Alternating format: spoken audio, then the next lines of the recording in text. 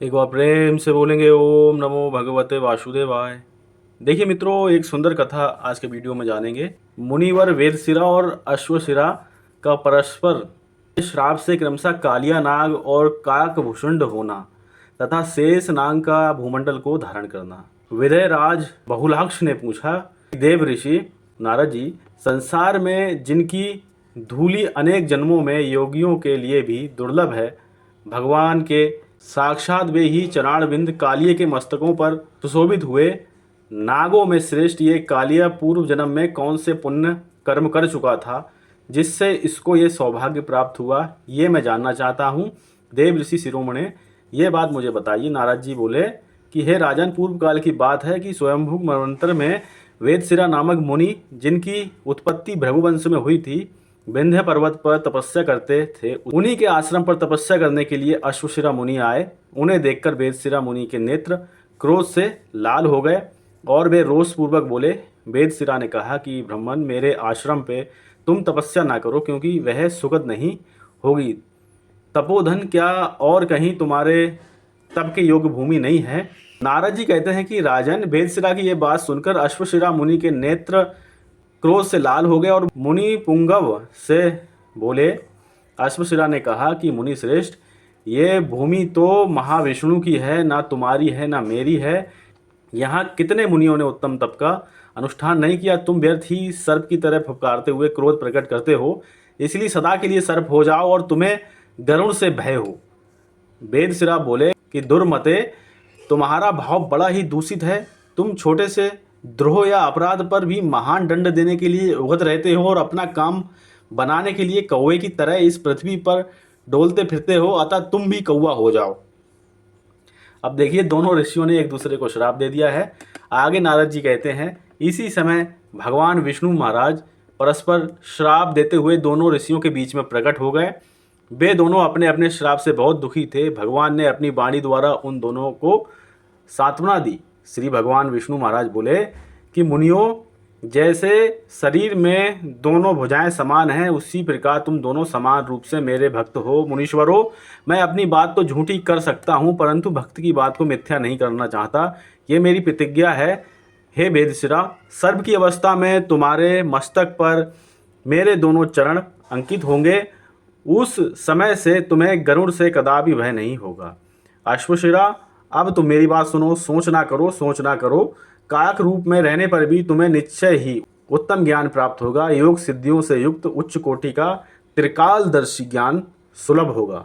नारद जी कहते हैं कि हे राजन नरेश्वर, यूं कहकर भगवान विष्णु जब चले गए, तब अश्वशिरा मुनि साक्षात योगींद्र काकभूषुंडी हो गए और नील पर्वत पर रहने लगे।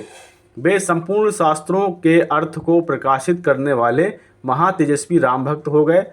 उन्होंने ही महात्मा गरुड़ को रामायण की कथा सुनाई थी।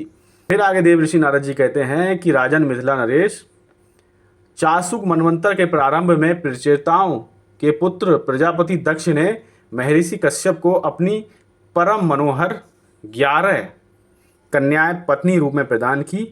उन कन्याओं में से जो श्रेष्ठ कद्रु थी, वही इस समय वसुदेव प्रिया रोहिणी होकर प्रकट हुई हैं, जिनके पुत्र बलदेव जी हैं। उस कद्रु ने करोड़ों महासर्पों को जन्म दिया। वे सभी सर्प अत्यंत उद्घट विषरूपी बल से संपन्न, उग्र तथा 500 फनों से युक्त थे। वे महान मणि रत्न धारण किए रहते थे। उनमें से कोई कोई 100 मुख वाले एवं दुस्साह विषधर थे। उन्हीं में वेदशिरा कालिये के नाम से प्रसिद्ध महानाग हुए। उन सब में प्रथम राजा फणिराज शेष हुए, जो अनंत एवं परात्पर परमेश्वर हैं। वे ही आजकल बलदेव के नाम से प्रसिद्ध हैं। वे ही राम, अनंत और आदि नाम धारण करते हैं। एक दिन की बात है कि प्रकृति से परे साक्षात भगवान श्री हरि ने प्रसन्नचित होकर मेघ के समान गंभीर वाणी में शेष से कहा। श्री भगवान बोले, इस भूमंडल को अपने ऊपर धारण करने की शक्ति दूसरे किसी में नहीं है, इसलिए इस भूगोल को तुम ही अपने मस्तक पर धारण करो। तुम्हारा पराक्रम अनंत है, इसलिए तुम्हें अनंत कहा गया है। जन कल्याण के हेतु तुम्हें यह कार्य अवश्य करना चाहिए। श्री शेष जी ने कहा कि प्रभु, पृथ्वी का भार उठाने के लिए आप कोई अवधि निश्चित कर दीजिए, जितने दिन की अवधि होगी उतने समय तक मैं आपकी आज्ञा से भूमि का भार अपने सिर पर धारण करूंगा। श्री भगवान बोले कि नागराज, तुम अपने सहस्त्र मुखों से प्रतिदिन पृथक पृथक मेरे गुणों से स्फुरित होने वाले नूतन नामों का सब और उच्चारण किया करो। जब मेरे दिव्य नाम समाप्त हो जाएं, तब तुम अपने सिर से पृथ्वी का भार उतारकर सुखी हो जाना। अब शेष जी कहते हैं कि हे प्रभु, पृथ्वी का आधार तो मैं हो जाऊंगा, किंतु मेरा आधार कौन होगा? बिना किसी आधार के मैं जल के ऊपर कैसे स्थित रहूंगा? श्री भगवान बोले, मेरे मित्र, इसकी चिंता मत करो। मैं कश्यप यानी कछुआ बनकर महान भार से युक्त तुम्हारे विशाल शरीर को धारण करूंगा।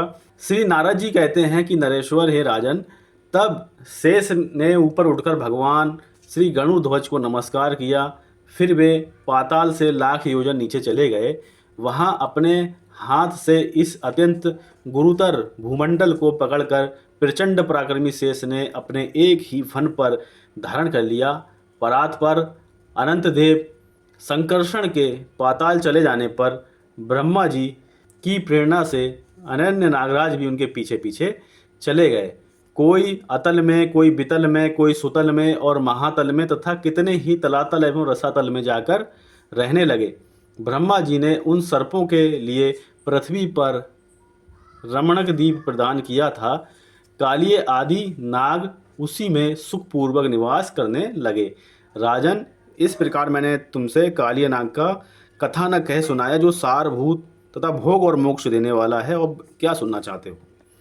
तो यहाँ पे देखिए, एक सुंदर कथा थी जिसमें वर्णन आया कि कालिए नाग की उत्पत्ति किस प्रकार से हुई और काकभूषुंडी जी किस प्रकार से कौवे की योनि में आए। तो दो ऋषियों के आपस में परस्पर श्राप थे, उसी कारण ये जो है घटना घटित होती है। एक बार प्रेम से बोलेंगे ओम नमो भगवते वासुदेवाय।